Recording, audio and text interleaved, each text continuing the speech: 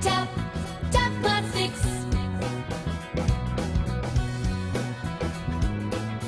Nothing matches the look of a clear tabletop with embedments. This two-part video series will show you how to create your own custom resin tabletops. The project starts with a clean piece of wood for the base of the tabletop. You can use plywood, MDF, or solid wood.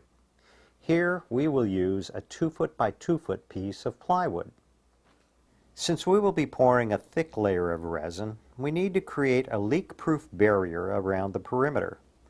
This can be done several ways with different effects.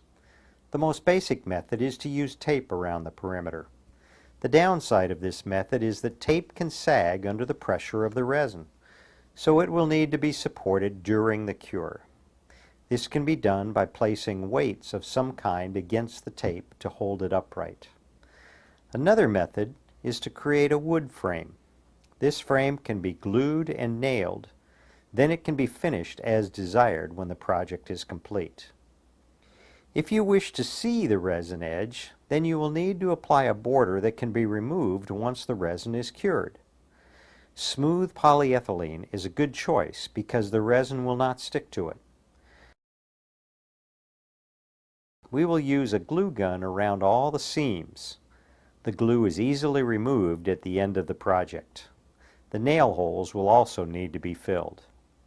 On this table, we will use both wood and polyethylene methods for the sake of illustration.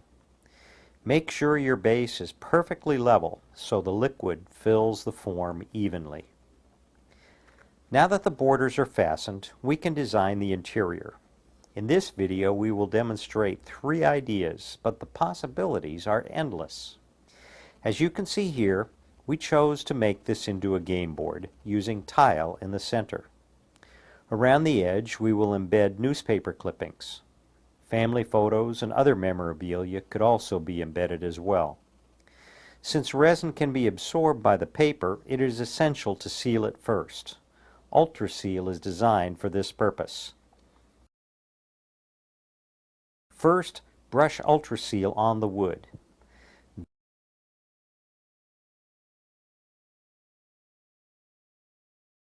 Then coat the back side of each piece of paper.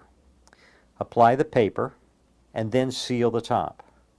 It is not critical that the UltraGlow be thick, but it is critical that there is not so much as a pinhole that will allow the resin to touch the paper.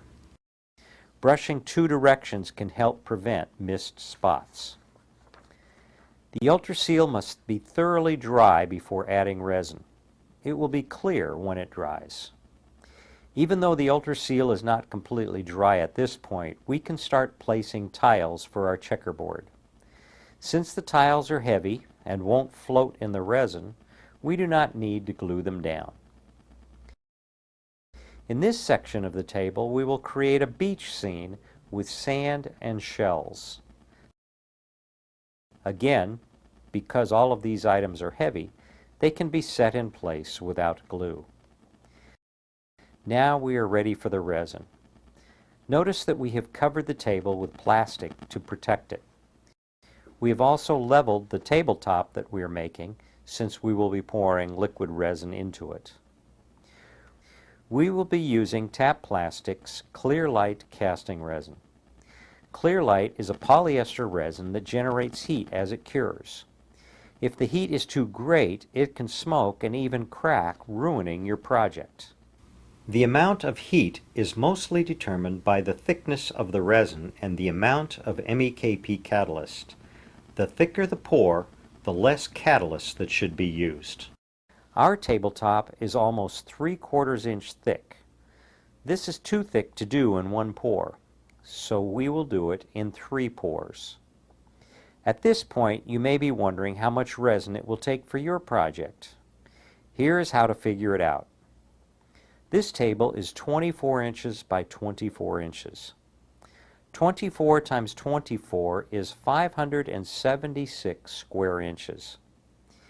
If we were to pour this 1 inch thick, we would need 576 cubic inches. we're only going to pour it 3/4 of an inch thick. So 3/4 times 576 is 432 cubic inches. There are 231 cubic inches in a gallon of resin. So 432 divided by 231 equals almost 2 gallons. So we will plan to pour approximately 2 gallons for this tabletop. In part 2, we will show you how to measure, mix, and pour the resin for our tabletop.